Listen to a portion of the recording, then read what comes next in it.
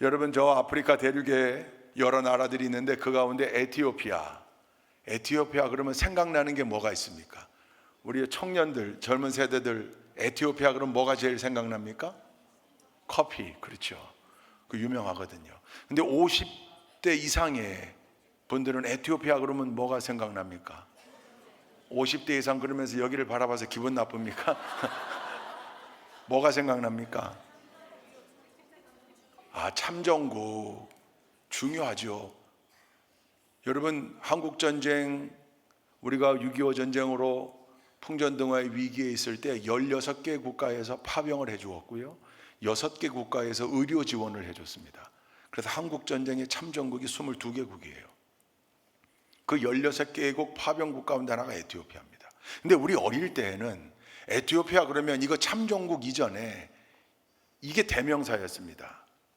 저 아프리카의 가장 못 사는 나라, 심지어 굶어 죽는 나라, 온 몸이 뼈만 남았고 배만 뿔뚝해서 그 갈비뼈가 다 드러나 보이고 파리가 여기 막 붙어 있는데 파리를 쫓을 힘조차 없는 그 아이들, 굶어 죽기 직전에 여러분, 사람이 굶어 죽는다는 게 얼마나 고통스러울까요? 근데 그때 그 에티오피아였습니다. 그때가 우리나라 1970년대, 우리도 못 살 때인데, 아직 이제 막 성장할 때인데, 그럼에도 그 에티오피아의 그 아이들 사진을 TV에서 보여주고 돕자고 했던 이유가 있겠죠. 여러분, 여긴 역사적 스토리가 좀 있습니다. 1935년도에 이태리가 에티오피아를 침공에 들어갑니다. 자기들 속국으로 삼습니다. 그때 에티오피아의 왕이 하일레 살라시에였습니다. 살라시의 왕이 급히 영국으로 망명갑니다. 그리고 저 스위스 제네바, 그때는 국제연맹이었잖아요. 국제연맹에 가서 호소합니다. 자기 나라를 도와달라고. 이태리가 정당성 없이 이탈리아가 자기 나라를 침공에 들어왔다. 우리나라를 다시 회복시켜달라. 근데 그 아프리카의 에티오피아 나라의 외침에 아무도 귀 기울이지 않았습니다. 별로 도움될 일도 아니었다고 생각했겠죠. 그래서 이 살라시의 황제가 자기 황실의 자금을 가지고 젊은 에티오피아 젊은이들을 데려다가 군사훈련을 시킵니다. 나라를 되찾겠다고 열심히 노력한 겁니다. 그러다가 1941년도에 이태리를 나라에서 쫓아내고 이탈리아를 다시금 나라를 되찾습니다. 그때 2차 대전이 끝나가고 국제연합 유엔이 만들어지게 되는데, 그때 이 하일레 살라시의 왕이 유엔에 가서 연설합니다. 뭐라고 연설했냐면, 우리나라가 그렇게 어려울 때 도와달라고 했는데 외면했던 나라들 원망하지 않습니다. 근데 이제 중요합니다. 이제는 우리가 이거 합시다. 약소국이 침공을 받으면, 명분 없는 전쟁의 아픔을 겪으면 우리가 함께 도와줍시다. 그러면서 소위 말하는 집단 안보 체제, 이걸 주창해요. 그때 그 유엔에서 회원국들이 이 살라시의 왕조의 제안을 받아들여서 결의했습니다. 우리 회원국 가운데 누가 침공을 당하면 우리가 도와주자, 파병을 해서 도와주자. 집단 안보 체제를 결의한 겁니다. 의결한 겁니다. 그 유엔의 집단 안보 체제 의결 이후에 처음 일어난 전쟁이 우리 6.25 전쟁입니다. 한국 전쟁이었습니다. 전쟁이 발발하자마자 이 살라시의 왕이 유엔에 긴급하게 제안도 했고 이미 의결해 놓은 덕분에, 그래서 유엔이 16개국이나 우리나라에 군사를 보낼 수 있었던 거고, 그때 이 살라시의 왕은 자기 왕실 근위대에서 지원자를 받습니다. 가장 정예 용사들인 왕실 근위대에서 지원자를 받아서 부대를 하나 창설해요. 그 부대가 에티오피아 말로 강류 부대입니다. 강류.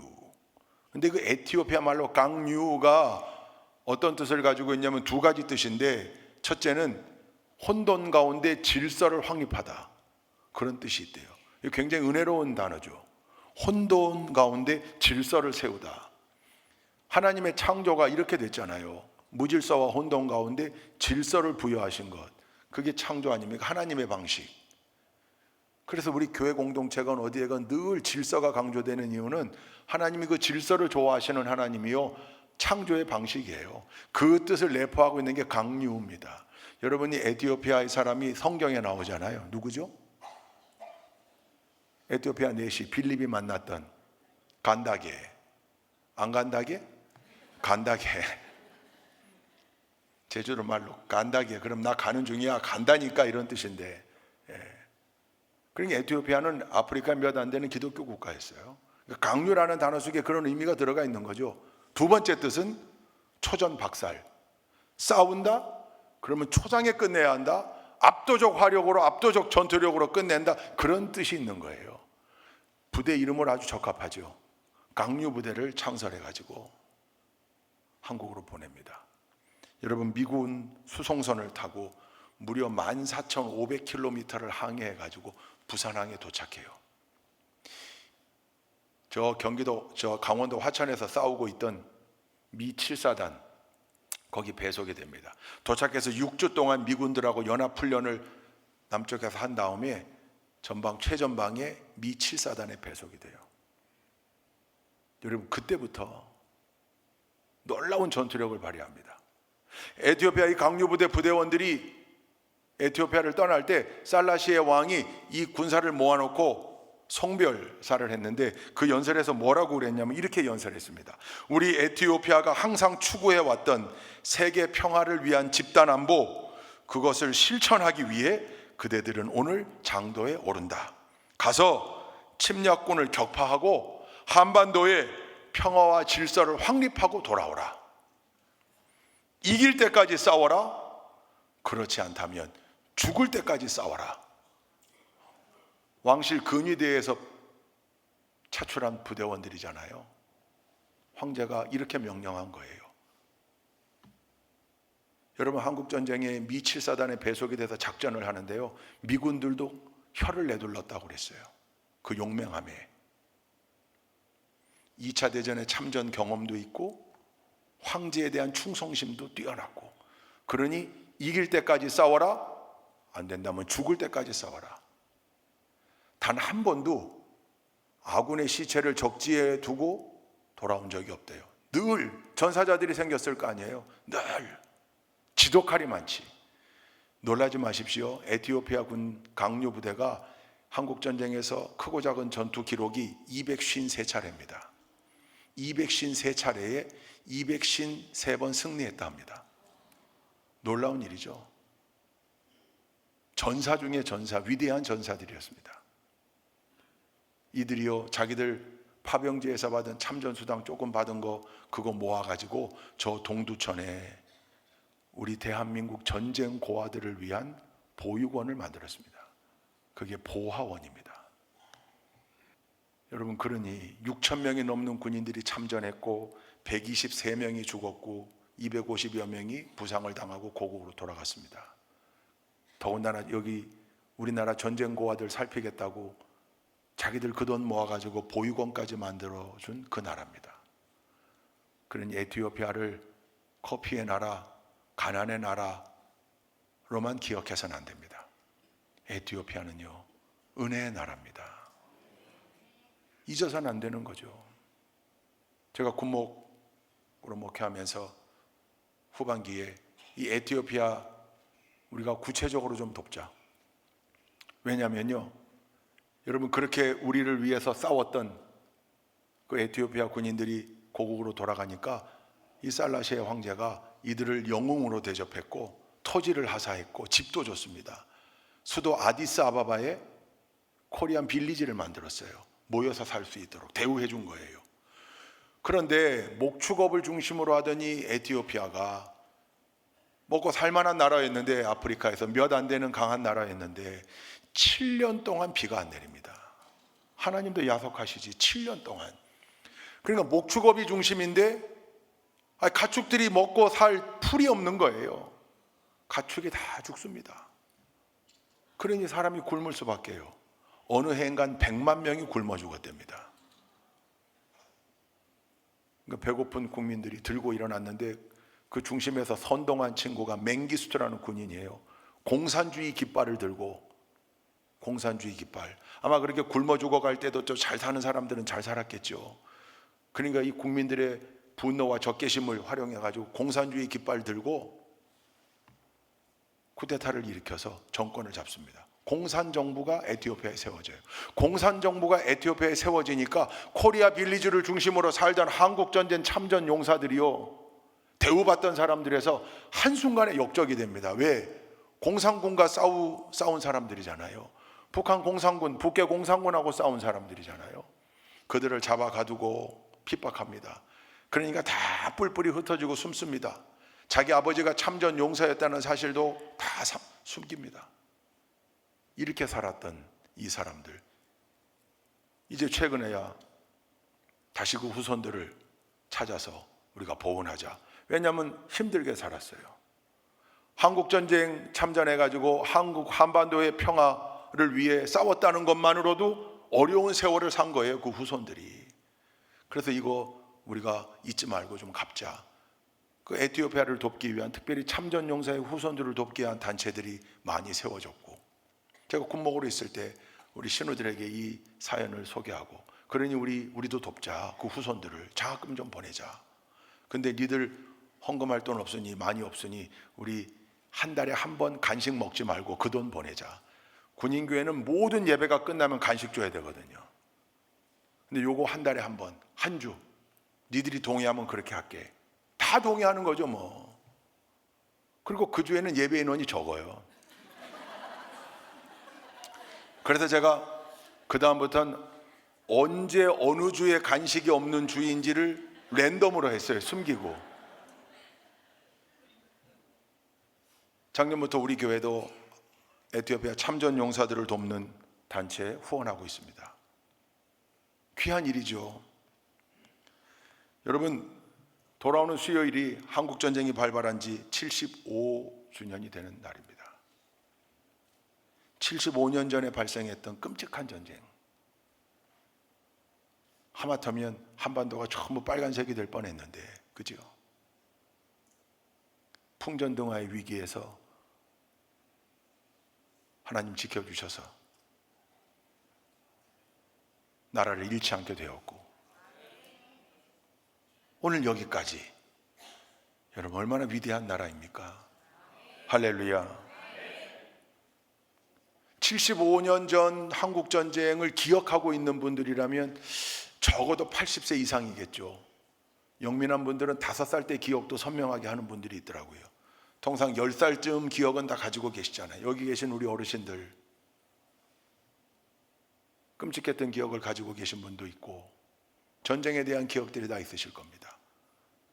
근데 이 자리에 모인 우리 회중들 가운데에도 대부분 90% 이상은 전후 세대들입니다. 전쟁 이후에 태어났습니다. 전쟁의 참상을 듣고 교육을 통해 알았지 경험하지는 않았습니다.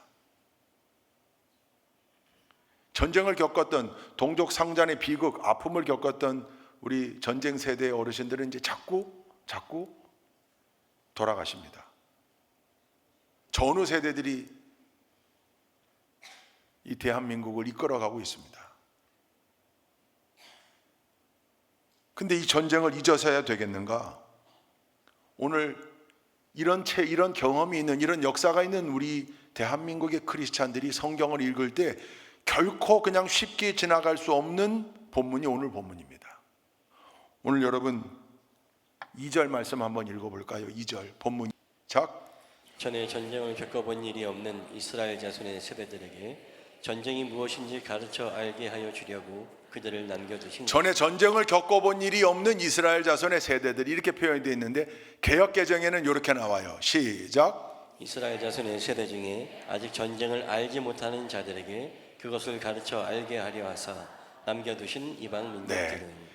오늘 말씀의 제목은 개역개정의 표현을 따온 거죠. 세번역 표현은 너무 길어서. 전쟁을 알지 못하는 자들, 전쟁을 지식적으로 알지 못하는 자들이 아니라 전쟁을 체험하지 않은 자들입니다. 오늘 본문 그래서 아주 중요합니다. 사사기 본문인데 여러분 잘 아는 대로 가나안 전쟁, 가나안 정복 전쟁 7년 동안 이어졌습니다. 이스라엘 민족이 하나님께서 주신 약속의 땅을 차지하기 위하여 벌였던 전쟁이고, 하나님이 그렇게 명령하신 전쟁이고, 늘 하나님이 함께 하셨던 전쟁입니다. 여호수아라고 하는 걸출한 지도자가 이 전쟁을 지휘했습니다. 왜냐하면 여러분 잘 아는 대로 모세는 가나안 땅을 목전에 두고 모압 평지, 즉 요단강 동편에서 하나님 부름받아 갔고, 출애굽 1세대들은 전부 광야에서 죽었습니다. 가나안에 들어간 사람은 출애굽 1세대들 가운데 딱 2명입니다. 누굽니까? 여호수아하고 갈렙. 가나안 정복 전쟁의 지휘관들이었습니다. 요 둘만 들어갑니다. 왜 둘만 들어갔습니까? 이 둘은 들어갈 수 있다, 차지할 수 있다, 이길 수 있다. 하나님이 저들을 우리 손에 붙이시면 저들은 우리의 밥이라, 그렇게 했던 두 사람이고, 나머지는 큰일 났다, 미치겠다, 환장하겠다, 거기 안악자손의 후예들이 있고 뭐 어마어마한 요새가 있고 10명의 정탐꾼의 보고를 듣고 이건 불가능한 일, 100% 불가능하다, 다시 애굽으로 돌아가자, 이랬던 사람들, 하나님이 그때 뭐라고 그러셨습니까? 오케이, 내 귀에 들린 대로 내가 행해주마. 니들은 못 들어간다 했으니 들어가지 마. 들어간다, 할 수 있다 했던 둘, 들어간다. 할렐루야. 그러니까 여러분, 믿음의 사람들의 입술에는 선포의 권세가 있습니다. 늘 된다, 할 수 있다, 성취할 수 있다, 해결할 수 있다, 해보자. 할렐루야. 여러분, 그렇게 해야 합니다. 그래야 여호수아와 갈렙의 위대한 축복을 우리도 누릴 수 있습니다. 늘 안 된다, 못 살겠다, 죽겠다, 할 수 없다, 불가능하다, 끝났다, 포기하자. 여러분, 이건 믿음의 사람들에게 안 어울리는 얘기예요.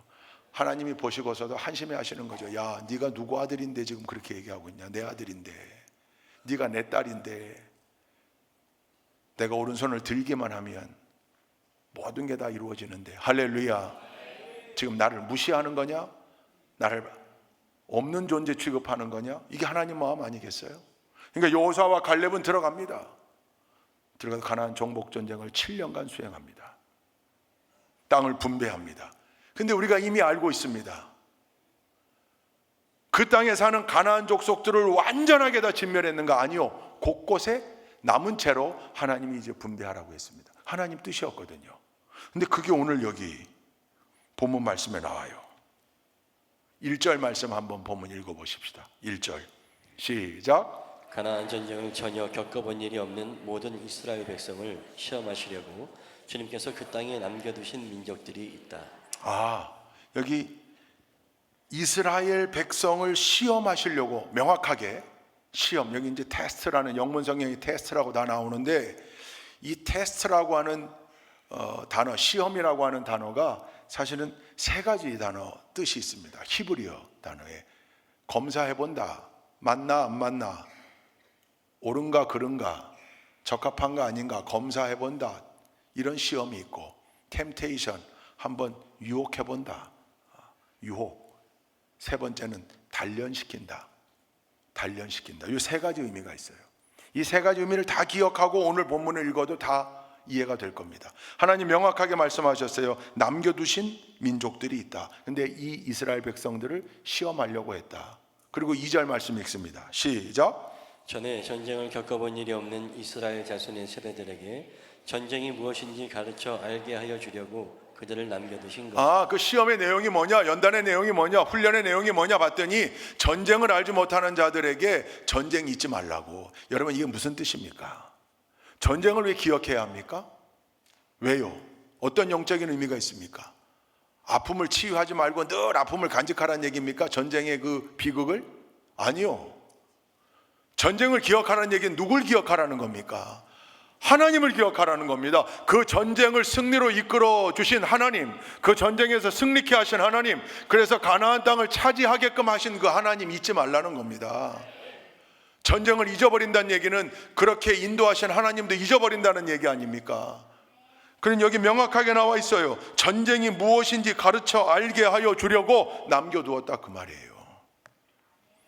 근데 여러분, 이스라엘 백성들이 어떻게 합니까? 4절 이하에 나옵니다. 4절부터 6절까지 시작. 주님께서 이스라엘 자손을 시험하셔서 그들이 과연 주님께서 모세를 시켜 조상들에게 내리신 명령에 순종하는지 순종하지 않는지를 알아보시려고 이런 민족들을 남겨놓으신 것이다.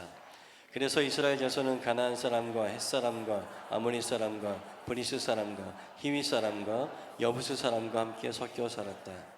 그리고 이스라엘 자손은 그 여러 민족의 딸을 데려다가 자기들의 아내로 삼았고 또 자기들의 딸을 그들의 아들에게 주었으며 그들의 신들을 섬겼다.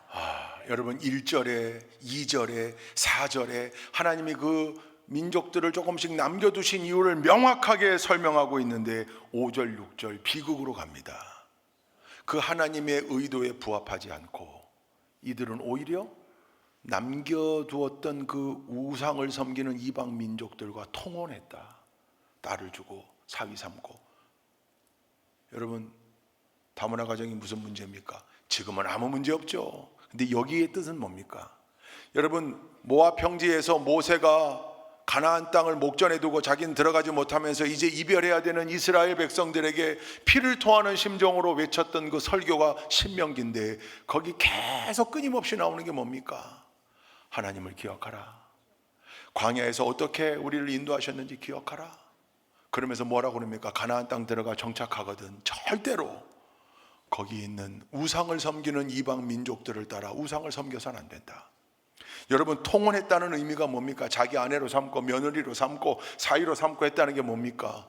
그들이 섬기는 우상을 인정하고 받아들였다 그 말이에요. 오직 하나님만 섬겨야 되는데 그러지 못하고 영적으로 타락하여 원인이 뭐라고 오늘 사사기 본문이 말하는 겁니까? 전쟁을 잊어버린 까닭에 전쟁을 기억하지 못하고 즉 그 전투 가운데 함께 하신 하나님 잊어버리고 나니까 마음대로 사는 거예요. 급기야는 하나님을 모욕하는 일, 즉 우상을 섬기는 일. 오히려 이들을 연단시키고 훈련시키고 끊임없는 안보의식을 가지고 온전히 하나님을 섬기게 할 목적으로 남겨둔 일단의 이방 무리들이 이스라엘 백성들을 우상 숭배로 영적 타락으로 물들게 하는 이유가 되고 맙니다. 그래서 사사기의 비극이 시작되는 겁니다. 늘 어떤 비극이에요? 여러분 여호수아 당시에 온 이방 민족들은 간담이 녹았다 그랬습니다. 여호수아가 이끄는 이스라엘 민족이 올 때마다 정신이 아늑해지고 간담이 녹았다 그랬습니다. 여리고성 사람들도 그랬잖아요. 라합이 말했잖아요. 소식들이 들려오는데 연전연승 가는 곳마다 거칠 것이 없고 뭐 기가 막히다. 전투에서 늘 승리한다. 여러분 압도적 우위를 점유했던 이스라엘 민족인데 이렇게 전쟁 잊어버리고 하나님 잊어버리고 나니 동네 북 신세가 됩니다. 동네 북 온 주변의 국가들로부터 우상을 섬기는 이방 국가들로부터 만만하게 보이는 동네 북 신세가 됩니다. 늘 블레셋에게 당합니다. 왜 그렇게 전락한 겁니까? 전쟁을 잊어버렸기 때문입니다. 전쟁을 알지 못하는 자들, 즉 광야 세대들까지 다 죽고 난 다음에 그 후손들은 광야에서의 하나님의 인도하심, 가나안 정복 전쟁에서의 하나님의 인도하심, 이거 다 잊어버리고 말았다는 거죠. 그게 오늘 본문이에요. 그러니까 오늘 본문이 우리에게 주는 교훈은 간단합니다. 전쟁을 알지 못하는 자들이 후손, 당연히 후손들은 전쟁을 경험하지 못하죠. 여러분 이거 해결하려고 매 세대마다 전쟁을 경험해야 된다. 그건 비극이죠. 그건 비극의 역사죠. 전쟁을 매 세대가 경험할 필요 없어요. 그러나 후손 세대들에게도 전쟁을 알게 해야 되는 거죠. 근데 전쟁을 경험하지 못한 친구들이 어른이 되고 기성세대가 돼서는 잊어버렸더라. 전쟁, 하나님을 잊어버렸더라. 그러고 나니 영적으로 타락하게 되고 동네북 신세가 돼서 영적 타락의 길 위에서 멸망의 길로 가게 되더라. 여러분 사사기 사이클이 그거잖아요. 물론 사랑의 하나님, 자비의 하나님이 그때마다 죽기 직전에 다시 심폐소생술로 살려놓고 그게 계속 반복되죠. 그 원인이 뭔가 오늘 본문은 분명하게 이야기하고 있습니다. 전쟁을 알지 못하는 자들. 이 내용과 관련하여 아주 의미심장한 구절들이 우리가 읽은 본문 앞부분에 등장하는데 여러분 여호수아 24장 31절 한번 봅시다. 시작. 이스라엘은 여호수아의 생전에 줄곧 주님을 섬겼고 여호수아가 죽은 뒤에도 주님께서 이스라엘에게 베푸신 모든 일을 아는 장로들이 살아있는 날 동안에는 주님을 섬겼다. 모든 일을 아는 장로들이 살아있는 날 동안에는 주님을 섬겼다. 이게 무슨 뉘앙스예요? 그분들까지 죽은 다음에는, 전쟁 세대들이 죽은 다음에는 떠나갔다 그 말이죠. 주님을 제대로 못 섬겼다 그 말이에요. 앞부분 사사기 2장 10절도 한번 읽어보십시다. 시작. 그리고 그 세대 사람들도 모두 죽어 조상들에게로 돌아갔다. 그들이 죽은 뒤에 새로운 세대가 일어났는데 그들은 주님을 알지 못하고 주님께서 이스라엘을 돌보신 일도 알지 못하였다. 새로운 세대가 일어났다. 참전 세대들은 다 죽고 그 후손들을 뭐라고 표현했냐면 새로운 세대라고 그랬습니다. New Generation. 근데 이 새로운 세대는 비극의 세대입니다. 요즘 말로 하면 다음 세대가 되어야 하고 미래 세대가 되어야 하는데 다른 세대가 될 겁니다. 다른 세대가. 여러분, 우리 교회도 다음 세대, 미래 세대 늘 중요하다. 아니, 한국 교회 가운데 이거 안 중요하다고 하는 교회가 어디 있겠습니까? 다 중요하다고 하죠. 근데 그러면서 한탄하는 분들이 있습니다. 같이 지내보니까 달라 생각이 달라. 여러분, 선호는 다를 수 있고 세대가 달라지면 문화도 달라지고 달라지니까 다를 수 있죠. 부르는 찬양, 좋아하는 찬양도 달라질 수 있고 예배하는 방식도 좀 달라질 수 있지만 신앙과 말씀은 달라질 수 없습니다. 그게 달라지면 다른 세대가 되는 거예요. 교회를 보는 관점, 그게 달라지면 됩니까? 안 돼요. 교회를 어떻게 다르게 봅니까? 하나의 공동체, 하나님을 예배하기 위하여 하나님이 만들어주신 공동체요, 교회의 사명, 교회가 해야 되는 비전, 거기 새로울 게 어디 있습니까? 늘 우리가 해왔던 일이고 늘 해야 될 일들입니다. 교회가 하는 일에 동참한다. 그때 교회가 하는 일이라는 게 뭡니까? 자기가 교회입니다. 우리가 교회고. 근데 마치 교회를 제3의 존재로 객체화시켜 놓고, 여러분, 달라지면 안 돼요. 헌신, 충성, 봉사, 우리의 사명, 예배, 기도, 전도 다를 게 어디 있습니까? 근데 여기 보니까 새로운 세대라고 그랬어요. 뭐예요? 전쟁을 바라보는 관점 자체가 완전히 다른 거죠. 전쟁은 하나님께 속한 것인즉 그가 우리를 구원하시리라. 이게 신앙인데 전쟁을 바라보는 관점 자체가 다른 거예요. 그러니 하나님을 잊어버릴 수밖에 없죠. 그러니까 나라는 제대로 된 모습을 지켜나갈 수가 없는 거죠. 그때부터 이스라엘 민족의 비극이 시작되는 겁니다. 오늘날 우리도 마찬가지입니다.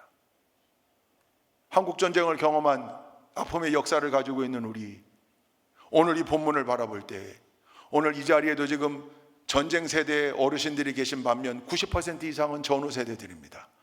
그런데 우리가 전쟁을 알지 못하는 자들이 되어서야 되겠습니까? 아니요. 우리는 모두가 다 전쟁을 알고 기억하는 세대들이 되어야 합니다. 비록 전쟁의 참상을 직접 체험하지는 않았지만 그러나 그것을 분명히 알고 기억해야 될 중요한 진리들이 있습니다. 그게 오늘 말씀의 교훈입니다. 첫째, 하나님의 은혜를 기억해야 합니다. 이 나라가 다 빨갛게 되어지고 저 밑에 부산 조금 요만큼 남았을 때 조금 더 지났더라면 큰일 날 뻔했습니다. 그때 하나님이 우방국들의 군사들을 보내셔서 이 나라를 지켜냈습니다. 여러분, 하나님의 역사하심, 하나님의 살아계심과 하나님의 역사하심을 인정하는 사람들이 우리잖아요. 신앙인들. 하나님은 지금도 살아계십니다. 하나님은 지금도 역사하십니다. 할렐루야. 히틀러가 세계를 제패할 것 같았고 일본이 세상을 다 먹을 것 같았지만 아니요, 하나님의 때가 되매 하나님의 방법으로 다 치셨습니다. 세계 역사의 주관자는 하나님이심을 믿습니다. 그 하나님이 우리 나라를 살려주신 겁니다. 왜 그러셨을까요? 저는 확신합니다. 마지막 때의 세계 열방을 향한 제사장 국가로 우리나라를 사용하시기 위하여. 할렐루야. 그렇게 쓰임받기를 원하는 비전이 있어야죠, 우리에게. 그래서 이 하나님의 위대한 드라마가 있었던 겁니다. 그 하나님의 은혜를 잊지 않는 우리 모두가 될 수 있기를, 세계 역사를 주관하시고 국가의 흥망성쇠를 주관하는 하나님만 온전히 바라보며 그 하나님께 감사하며 사는 우리 모두가 되기를 주님의 이름으로 축원드립니다. 두 번째, 나라를 지키기 위해 초계와 같이 목숨을 버린 선배 전우들, 아픔을 겪으면서도 끝까지 이 나라를 재건하기 위해 노력했던 우리 선조들, 우리 아버지 세대, 할아버지 세대, 그들의 노고에 대한 감사를 잊어서는 안 되는 거죠. 그 아픔들이 다 있잖아요. 그분들의 희생, 여기 우리 교회도 마찬가지입니다. 어르신들의 희생과 헌신 덕분에 우리가 이 번영과 평화를 맛보고 있는 겁니다. 국군 참전용사들 14만 명이 전사했습니다. 수많은 사람들이 상위용사가 됐습니다. 나라를 지키기 위해 많은 사람들이 앞장섰습니다. 교복을 벗고 군복을 입었습니다. 심지어 다큐멘터리를 보니까 여학생들까지도 총을 잡았던 기록이 있더라고요. 나라가 힘들고 어려울 때면 이렇게 우리 국민들은 앞장섰습니다. 자랑스러운 역사를 가지고 있습니다. 그분들에 대한 감사를 잊어서는 안 될 줄로 믿습니다. 세 번째, 알지도 못했던 나라, 그러나 그 나라의 평화를 지키겠노라고, 침략군으로부터 그 나라의 자유와 평화를 지켜주겠노라고 16개국이 전투군인들을 파병했고 6개국이 의료 인력들을 파견했습니다. 우리를 도왔습니다. 4만 명의 유엔군들이 이 땅에 와서 죽었는데요, 그 가운데 3만 7천 명이 미군이었습니다. 제가 작년에 핸더슨 중위에 대한 얘기를 했던 거 기억하실 겁니다. 제가 그 전까지는 그저 그걸 머리로만 감사해야 된다 그랬다면, 이 핸더슨 중위 자이툰 부대에 있으면서 수개월 동안 함께 임무 수행했고 늘 내 방에 와서 기도해 달라고 그러고, 미군 헌병 중입니다. 여군 중인데 키가 저만하고 백인 핸더슨, 결혼하자마자 일주일 만에 이라크 온 겁니다. 허니문도 못 가고 늘 자기 부대를 위해서, 부하들을 위해서 기도해 달라고 했던 그 친구가 제가 귀국하고 난 한 달여 후에 전사했다는 소식을 제가 듣습니다. 모술로 가는 길 위에서 IED 공격을 받아서 폭사했습니다. 헌비가 다 날아갔습니다. 제가 한 달 넘게 잠을 제대로 못 잤습니다. 저랑 늘, 제가 보이차를 가르쳐 줬거든요. 보이차를 늘 먹으면서 제 방에 와서 자기 남편 얘기도 하고, 파병이 뭐 끝나고 가면 허니문 갈 건데 어디로 갈 거라고 얘기하고 그랬던 그 친구가 전사했다고 생각하니까요, 저랑 뭐 피가 한 방울 섞였습니까? 일가가 되기를 합니까? 그런데도 불구하고 여기가 얼마나 아픈지요. 그때 생각했어요. 이 땅에 와서 목숨 바친 4만여 명의 희생자들, 누군가의 아들이요, 누군가의 딸이요, 누군가의 아버지요, 누군가의 조카요, 누군가의 친구. 그러니 여러분, 그들과 관계 있는 모든 사람들에게 이 한반도가 얼마나 아픔의 땅이었겠습니까? 그분들의 희생을 잊어서는 안 되는 거죠. 극적으로 미국 법원에서 만났던 셰퍼드 상병, 8.18 판문점 도끼 만행 사건 때 그때 다쳐서 돌아간 그 사람, 그래도 자랑스러워 하더라고요. 자기가 파병 가서 지켰던 그 나라가 이렇게 잘 살고 올림픽하고 잘 사는 것, 제가 늘 강조하는 것, 우리가 잊지 않고 있다. 제가 감리교신학대학교 가서 공부하면서 만났던 교수님들 가운데 참 존경하고 좋아했던 교수님 중에 한 분이 선한용 교수님입니다. 작년 7월에 소천하셨는데 군목 선배였고요. 3년 짧게 군목 생활하고 미국 유학 가서 박사학위 받아가지고 80년도에 돌아와 1980년대 감신대 교수로 채용이 된 분입니다. 이 선 박사님이 한국 군목들 가운데 최초로 미군 부대 가서 근무를 한 분이 이분입니다. 그때 미 7사단이 한국에 아직 있을 때 미 7사단에 가서 근무를 했었습니다. 그리고 이제 단기로 마치고 미국 공부하러 갔던 성 어거스틴에 대해서는 한국의 최고의 권위자셨습니다.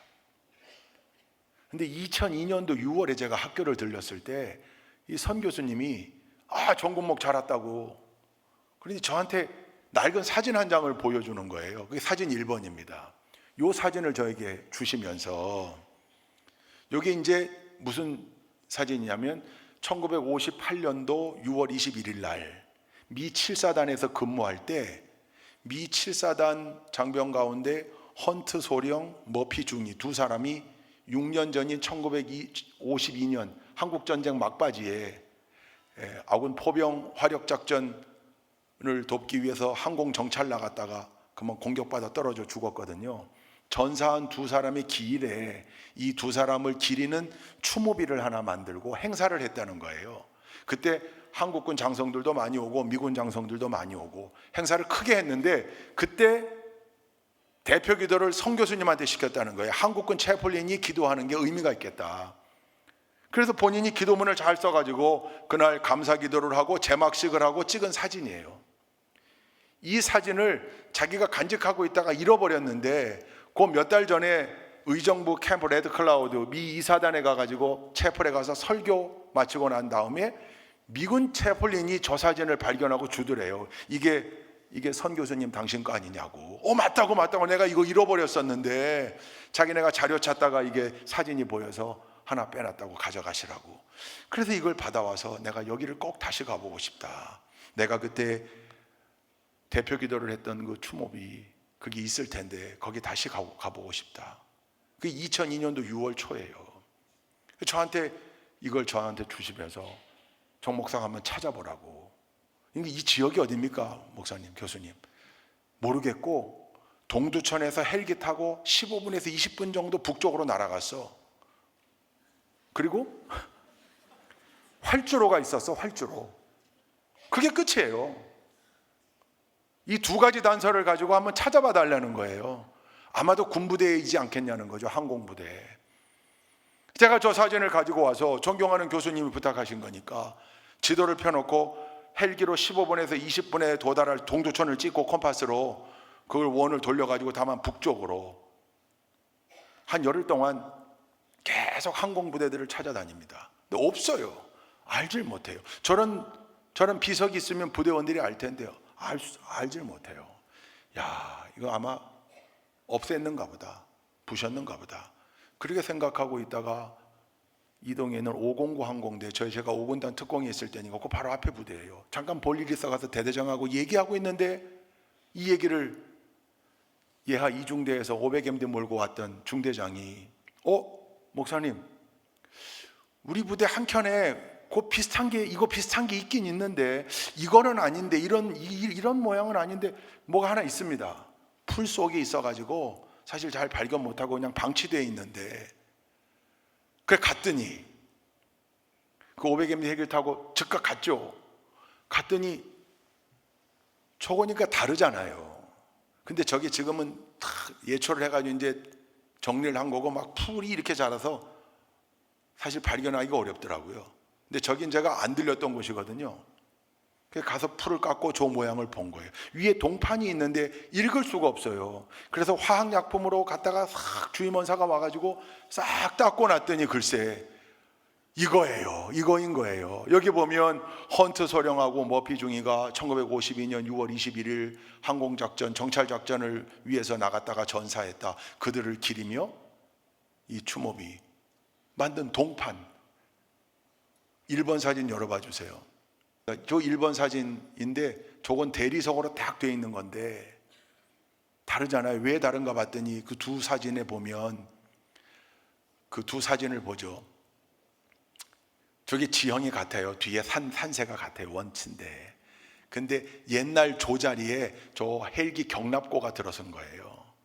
그러니까 건물을 지으면서 저걸 부시면서 그냥 없앨 수는 없으니까 위에 동판만 떼다가, 근데 대리석으로 하려니까 비싸니까 그냥 모양 갖춰가지고 시멘트로 발라가지고 그 위에다가 동판을 보존해 놓은 거예요.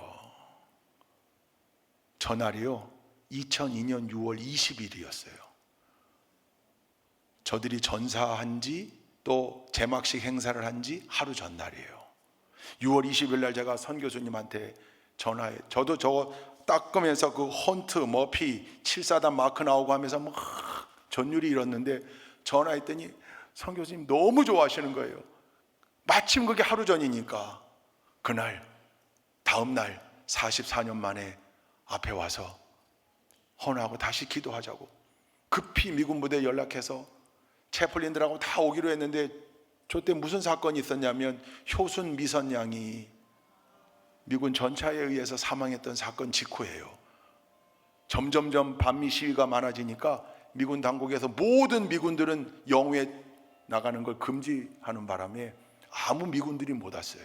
다만 저하고 선 박사님하고 항공 대대장하고 3명이 저 앞에서 꽃을 드리고 거수경례를 합니다. 그리고 난 다음에 선 교수님이 제막식 행사가 있은 지 44년 만에 다시 대표 기도를 하는 거예요. 하나님 은혜에 감사, 우리 선배 전우들에 대한 감사, 그리고 이 땅에 와서 알지도 못하는 나라에 와서 피 흘려준 전 세계 4만여 명의 젊은이들, 또 그들 가족에 대한 감사. 근데 떨릴 수밖에 없죠. 노 교수님이요 벅차 오르셔서 저도 눈물이 나더라고요. 이 행사를 마치고 이 사진을 가지고 미군 부대에 보내줬고, 그랬더니 그 스타스 앤 스트라이프라고 성조지, 미 육군의 기관인 성조지, 정 국방일보에 기사가 난 거고, 우리 정훈 참모가 이런 거 알려야 된다고 올렸고, 미 성조지에도 인터뷰를 해가지고 나고요. 저 장면들과 사연을 미 7사단은 이미 해체가 됐었어요. 다만 워싱턴 DC에 미 7사단 기념관이 조만하게 있어요. 거기에 보내겠노라고 저걸 보냈고, 저 헌트 서령하고 머피 중위의 후손들, 가족들에게 이 사연을 알리게 됩니다. 그들의 한결같은 반응, 너무 감사하다는 거예요. 잊지 않고 기억해줘서 너무 감사하다는 거예요. 그래서 제가 편지를 썼어요. 손사래를 치며 무슨 소리입니까?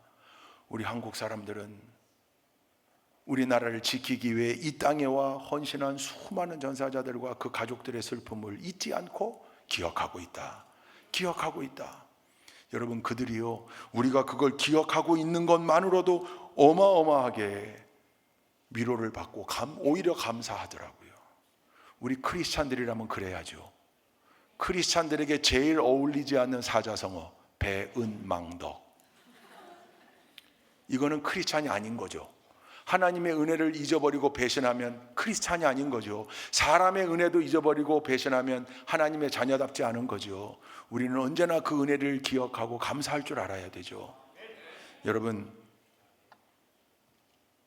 4만여 명의 유엔군 전사자들, 그 가족들, 그 후손들 잊지 않고 감사하십시다. 그게 오늘 전쟁을 알지 못하는 자들이 겪었던 이스라엘의 비극의 장면 말씀을 놓고 우리가 꼭 마음에 새겨야 되는 교훈입니다. 마지막 한 가지 더 교훈을 추가하자면, 여러분, 가르쳐야 합니다. 여러분 한번 보십시오. 새로운 세대가 등장했다. 그 새로운 세대는 전쟁 세대가 죽을 때까지 나타나지 않다가 갑자기 하늘에서 떨어진 겁니까? 그럴 수가 있습니까? 전쟁 세대가 다 나이 들어가면서 그 후손들이 함께 살아간 거잖아요. 그러면 왜 이렇게 그들이 전쟁을 잊어버리고 하나님의 은혜를 잊어버리게 됐습니까? 이 책임은 전쟁 세대들에게도 있는 겁니다.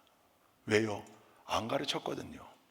하나님이 초막절을 명령한 이유가 뭡니까? 농사 다 끝낸 다음에 일주일 동안 텐트 가지고 광야에 가서 텐트 치고 일주일 동안 계속 뭐 하라는 거예요? 가르쳐라, 가르쳐라. 귀에 못이 박히게 알려주라는 거예요. 우리 선조들이 애굽 땅에서 나올 때 하나님이 이렇게 역사하셨고, 홍해를 갈라주셨고, 마라의 쓴물이 단물로 바뀌게 해주셨고, 아말렉과의 전투에서 승리하게 해주셨고, 구름기둥 불기둥으로 인도하여 주셨고, 만나와 메추라기를 보내주셨고, 신발이 헤어지지 닳지도 아니하고 의복이 헤어지지도 아니한 놀라운 은혜를 계속 가르치라는 거였어요. 그게 초막절이에요. 그게 전수거든요, 전수. 근데 그게 끊기니까 알지 못하는 세대들이 나온 거예요. 우리도 마찬가지예요. 우리 때만 해도 우리가 또리 장군 세대 아닙니까? 그냥 막 애니메이션으로 막, 물론 막 북한 공산군들을 막 늑대로 묘하고 막 돼지 새끼로 뭐 뿔난 도깨비로 과한 면은 있었지만, 여러분, 공산주의는요, 우리 믿음의 사람들에겐 말도 안 되는 일인 거예요. 하나님을 부인하고, 아니 김일성, 김정일, 김정은이 저 자식들이 하나님이라고 하는 거 아니에요? 이걸 어떻게 억셉트합니까? 말도 안 되는 일인 거죠. 평화가 중요하긴 합니다만 공산주의로라도 민족이 하나 되면 좋겠다? 이건 망상이죠. 그런 사람들은 북한은 보내야죠. 그냥 가 살아라. 거기 가 살아라. 어떻게 공산주의로 평화통일도 가능하다고 말할 수 있습니까? 제가 보기엔 그렇게 말하는 사람들은 거의 없는 것 같아요. 물론 자꾸 그런 프레임을 가지고 공격해서 문제긴 한데, 여러분 혹 그런 생각을 가지고 있다면 그냥 보냅시다. 위로 보내면 되잖아요. 여러분, 믿음의 사람들에겐 공산주의는 말도 안 되는 거예요. 가르쳐야죠. 그러면 가르쳐야죠. 신앙도 마찬가지 아닙니까? 교회 안에서 전수가 되어야죠. 우리 어른들이 가지고 있는 신앙, 그거 젊은 세대들에게 가르쳐야죠. 그대로 안 살고 이상한 소리 하면 야단쳐야죠. 그 생각은 틀린 생각이라고 지적해 줘야죠. 그래야 클 수 있습니다. 그래야 온전히 올바로 자라날 수 있습니다. 교회의 미래를 그들의 어깨에 맡길 수 있습니다. 다른 세대가 되면요, 안 되는 거죠. 가르쳐야 합니다. 여러분, 저 덴마크 영웅 고룬트비 목사, 그 돌짝박 덴마크, 못 사는 나라, 거기 이 사람이 깃발 들고 이 목사님이 뭐라고 그랬습니까? 하나님을 사랑하자, 나라를 사랑하자, 땅을 사랑하자. 깃발 들고 그 정신개조, 우리나라 새마을운동처럼 잘 사는 나라가 됐어요. 덴마크의 젊은이들이요, 지금도 모여가지고 파티할 때마다 늘 종교의식처럼 그 파티장 입구에 얼음물과 새까만 보리빵 갖다 놓는다는 거 아니에요. 마치 성찬식 하듯이 들어가는 사람마다 늘 보리빵 떼서 먹고 물 마시고 들어간대요. 무슨 의미로? 우리 선조들이 이 빵 먹어가며 일군 땅에서 우리가 이 번영의 열매를 맛보고 있다, 잊지 말자, 그런 데는 거예요. 멋지잖아요. 우리도 마찬가지예요. 우리 이거 교회가 앞장서야 돼요. 교회가. 여러분, 출애굽 1세대, 1.5세대, 2세대, 3세대, 4세대, 5세대가 갈라져 있질 않아요. 같이 산 사람들이에요. 같이 살다가 사라지고 살다가 사라지고. 그러니 전쟁을 알지 못하는 자들이 출현한 건 전쟁을 아는 세대에도 책임이 있습니다. 여기 있는 우리 모두가, 교회도 마찬가지, 국가도 마찬가지. 여러분, 국군의 사명은, 1번은 전투에서 승리하는 게 1번이 아니고 전쟁을 억제하는 게 1번이에요. 전쟁을 잘 알아야 전쟁을 일으키지 않고도 이길 수 있는 겁니다. 그 길로 가는 거죠. 제가 전역하고 났더니 함께 근무했던 모 군단장이 저한테 문자 보냈어요. 목사님 수고하셨습니다. 목사님 복무했던 24년 동안 목사님 덕분에 한반도에 전쟁이 없었습니다. 그렇게, 이 참 센스 있는 축하 메시지죠. 예, 그렇습니다. 제대로 알아야, 전쟁을 체험하지 않은 세대라 할지라도 제대로 알아야 막을 수 있고 지킬 수 있고 하나님 주신 온전한 사명을 제대로 감당할 수 있습니다. 전쟁을 알지 못하는 자들, 우리 교회, 우리 세대에서는 등장하지 않기를, 등장할 수 없도록 언제나 가르치고 은혜를 잊지 않는 복된 삶을 살아가는 우리 모두가 되기를 주님의 이름으로 축원드립니다. 좋으신 하나님, 우리 모두에게 은혜 베푸셔서 지금까지 그러하셨듯이 우리에게 은혜 베푸셔서 하나님을 온전히 섬기며 하나님 은혜 가운데 늘 승리하며 사는 우리 모두가 되도록 인도하여 주옵소서. 예수 그리스도의 이름으로 기도 올리옵나이다. 아멘.